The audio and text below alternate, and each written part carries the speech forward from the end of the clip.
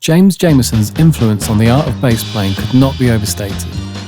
Through his contribution to some of Motown's biggest hits, he redefined what a bass player was and how a bass instrument was heard in a mix.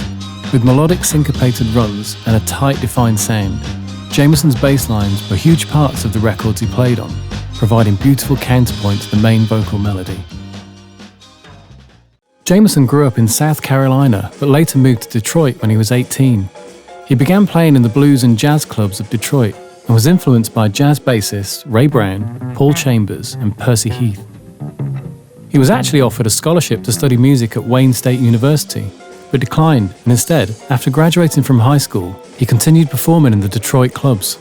He joined blues singer Washboard Willie's band and later toured with Jackie Wilson.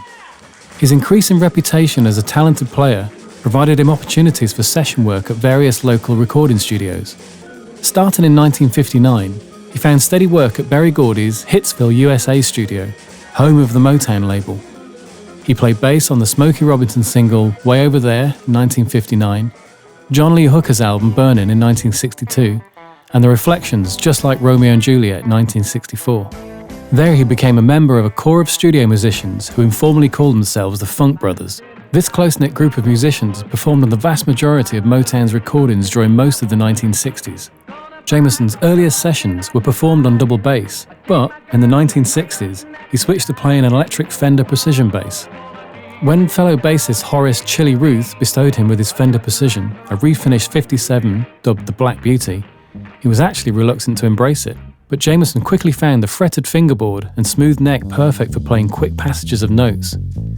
He eventually purchased his famous 62 P bass, later named the Funk Machine, after his first bass, like much of his gear, was stolen, an event that no doubt cemented the new instrument as his session mainstay between 1966 and 1969.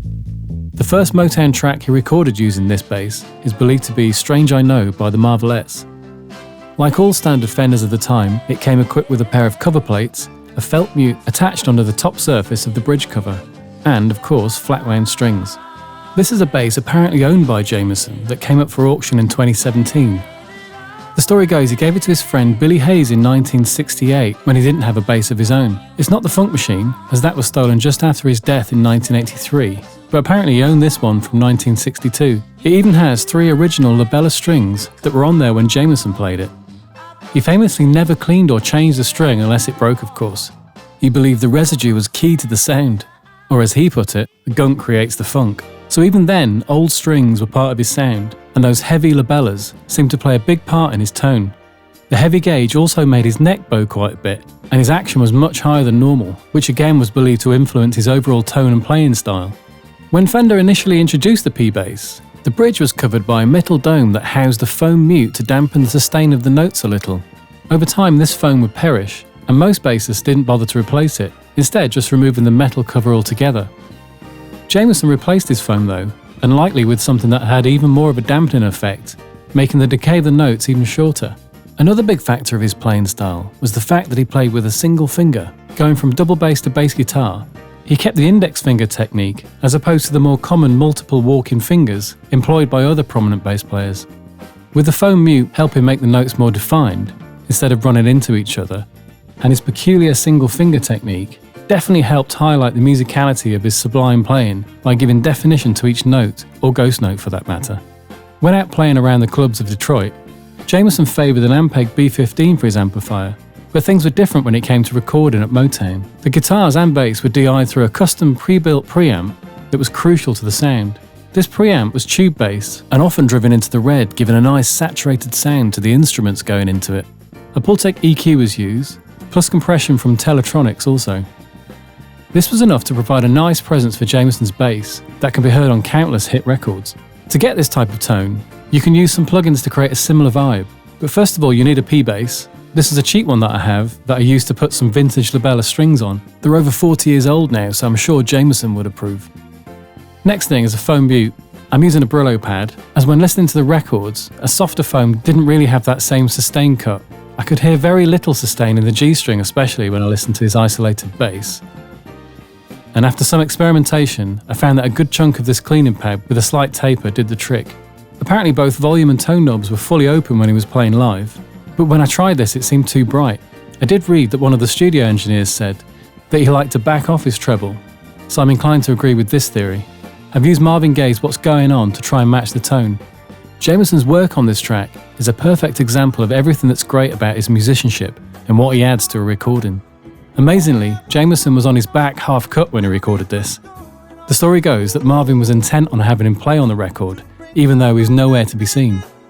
He was eventually tracked down playing at a dive bar club somewhere in town, and was considerably worse for wear after enjoying the musician's privileges at the bar.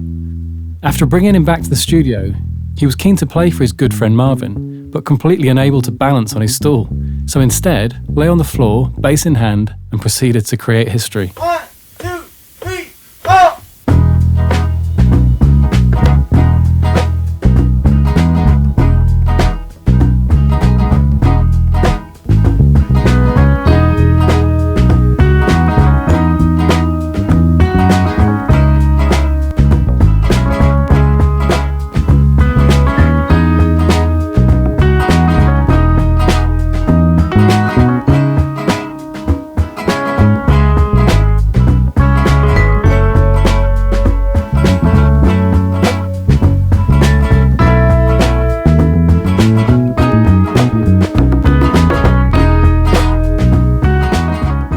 So here are the plugins I use.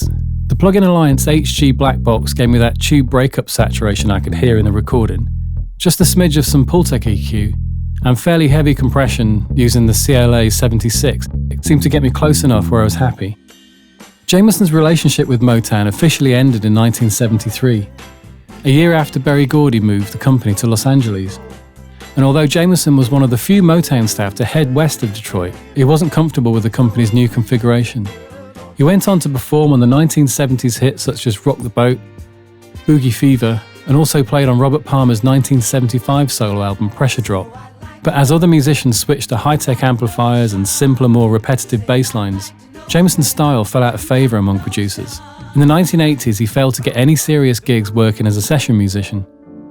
Long troubled by alcoholism, Jamerson died of complications from cirrhosis of the liver, heart failure, and pneumonia in Los Angeles. He was 47 years old and said to be bankrupt and very bitter over his lack of recognition at the time of his death. Despite playing on huge hit records like Ain't No Mountain High Enough, What's Going On, My Girl, You Can't Hurry Love, and Stevie Wonder's For Once in My Life, he didn't get the credit and wider recognition during his life, but his influence will surely live on through his timeless music.